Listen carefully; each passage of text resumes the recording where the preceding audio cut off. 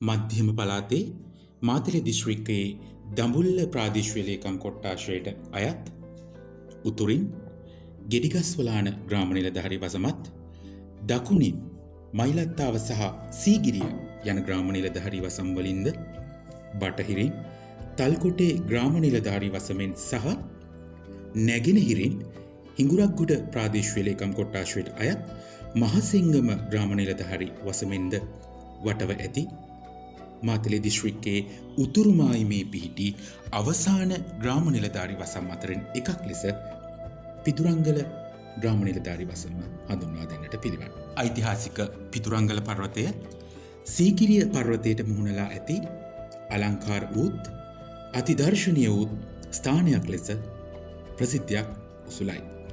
පර්වතයේ මුදුනේ සිට සීගිරිය පර්වතයේ සහ ඒ අවට වනාන්තර ප්‍රදේශය ඉතා පැහැදිලිව සහ අතිරමණීය ලෙස දැකගත හැක. ඓතිහාසික පිදුරංගල පර්වතය සහ පූජා භූමියට සම්බන්ධ ඓතිහාසික මත පිළිබඳව විමර්ශනය කිරීමේදී සීගිරිය රාජධානිය ලෙස තෝරාගත් පළමු කාශ්‍යප රජු හෙවත් සීගිරි කාශ්‍යප රජු එහි පැමිණෙන විටත් සීගිරිය සංඝාරාමයක් ආරම්භ පැවති බව ඉතිහාසයේ සාක්ෂි දරයි. එහි වැඩ සිටි භික්ෂුන් වහන්සේලාට පහසුකම් සලසමින් සීගිරිය රාජධානියට උතුරු දෙසින් වූ පර්වතය කාශ්‍යප රජුගේ සුවිශේෂී අවධානයට ලක්ව තිබේ. ඒ අනුව මෙම ප්‍රදේශයෙහි අංග සම්පූර්ණ ආරාමයක් ගොඩනැගීමේ අභිලාෂයෙන් කාශ්‍යප රජතුමන් විසින් පිදුරංගල රජමහා විහාරය ගොඩනගන්නට ඇතැයි ඉතිහාසයේ සඳහන් වනවා. අක්කර 13ක් පුරා පැතිරුණු තැනිතලා බිමත් පර්වතය වටා පිහිටි ලෙන් කුටි උපයෝගී කර ගනිමින් සියලු අංගාරාම වලින් සමන්විතව මෙම විහාරස්ථානය ගොඩනගා ඇති බව වර්තමානයේදී පවා අපට දැක ගන්නට පිළිවන්. පංචාවාසික ආරාමයක් ලෙසත් දලහා ගිරි විහාරයක් ලෙසත් මෙම පූජා භූමිය කාශ්‍යප රජුන්ගේ සුවිශේෂී පූජාවක්ම වන්නට විය. පිදු ආරණ්‍යගල, පිදු අරංගල, පිදුරංගල ලෙස ජන විවහාරයට පත් වූ බවත් තවත් ලෙසකින් මුගලන් කුමරු සහ සටන්වැදි කාශ්‍යප රජු විසින් රන් පියුමක් මෙම පර්වතයේ නිදන් කළ හේයින් රනින් පිදූ ගල, රන් පිදුගල, පිදුරංගල ලෙස විවහාර වූ බවත් සඳහන් වනවා. පිදුරංගල යන නාමයේ පටබැඳීමත් විවහාරයට එක්වීමත් සලකා බැලූ කල පිදුරංගල ග්‍රාමය පළවන කාශ්‍යප රජු හෙවත් සීගිරි කාශ්‍යප රජුගේ කාලයට නෑකම් කියනු ලබන ඓතිහාසික පුරාණ ගම්මානයක්.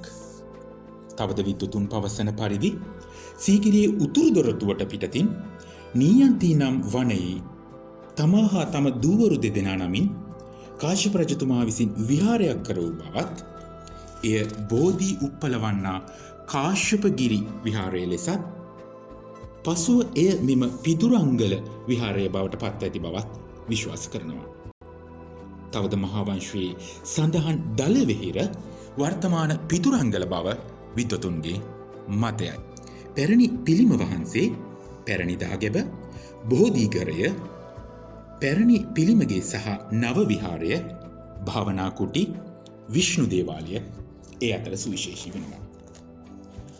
ඓතිහාසික පිදුරංගල රජ මහා විහාරය මාතලේ දිස්ත්‍රික්කයේ දඹුල්ල ප්‍රාදේශීය බල ප්‍රදේශයේ ස්වභාවික පරිසරයක් තුළ පිහිටා ඇති අතිරමණීය කලාපයක්. සීගිරි පර්වතයට උතුරු දෙසින් මෙම රමණීය විහාරස්ථානය දැක ගන්නට පිළිවන්.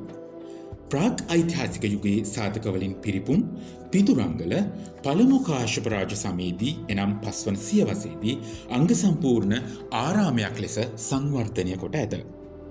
ක්‍රිස්තු පූර්ව පළවන සහ පළවන සියවසට අයත් පූර්ව බ්‍රාහ්මීය ශිලාලේඛන මගින් මෙහි අතීතයේදීද භික්ෂු ආරාමයක් පැවති බවට තහවුරුව තිබේ. මෙහි ලෙන් විහාර සම්ප්‍රදාය පැවත ඇත. උපෝෂිතකරය පංචවාසික විහාර සංකීර්ණයක සුවිශේෂී නිමවුමක්. අදාළ ස්ථානයේ විශාල ගල්කණු 45ක් සහිතව දකින්නට පිළිවන්. මේ මහල් කිහිපයක් සහිත ගෘහ නිර්මාණයන් ලෙස පවතිනට ඇතැයි විශ්වාස කෙරේ. මුගලන් කුමරු විසින් මෙය කරවා සිය ඥාතිත්වයේ පැවති මහාවංශාදී කතෘ මහානාම තෙරුන් වෙත පිදූ බවත් මෙහි සිට මහාවංශයේ කොටසක් රචනා කරන්නට ඇතැයිද ජනප්‍රවාදගත කරුණක් ලෙස අපට හමු වුණා. මෙම ගෘහයට නුදුරුව සම දිග පළල යුතු සුවිශේෂී ගෘහය පොහොය විනය කර්ම සිදු කළ සීමාමාලකය ලෙස සැලකේ. සිව් දෙසින් දොරටු පවතින අතර කොරවක්ගල් සාමාන්‍ය ප්‍රමාණයට හුණු ගලට සමාන ගලින් කළ සඳකඩ පහන් ආකෘතින්ද අපට මෙහිදී දැකගන්නට පිළිවන්. පිදුරංගල පර්වත මුදුන නැගෙනහිරට මුහුණලා පිහිටි මෙම ස්වභාවිකලෙනෙහි අඩි 49 හමාරක දිගින් යුතුව පිදුරංගල ඓතිහාසික පිළිම වහන්සේ නිර්මාණය කොට තිබේ. මැඩිකල් විශේෂිත බදාමයකින් කරවා ඇති මෙය ලොව පැරණිතම හා එකම විශාලතම ප්‍රතිපාව ලෙසද ඇතමුන් විශ්වාස කරනවා. සීගිරිය සිංහපාදය ඇති ස්ථානයට දිස්වන අයුරින් මෙම පිළිම වහන්සේ නිමවා ඇති අතර කාශ්‍යප රජු දිනකට දෙවරක් බුදුන් පුදලද බවද ජනවහරේ පවතී. සිංහපාදයේ සිට මෙම ස්ථානයට පැමිණිය හැකි විශේෂිත රාජකීය මගක් තිබෙන්නට ඇතැයිද මතයක් පවතී. වඩාත් පුළුල් බිත්තිවලින් යුක්තව මෙය නිර්මාණය කොට තිබෙනවා. පොදු ක්‍රමයට අනුව සිව් දෙස දොරටු පවතී. මැද කොටසේ පිළිමගේ වෙන්කොට ඇති අතර ප්‍රවේශ දොරටුවක්ද දැකගත හැක.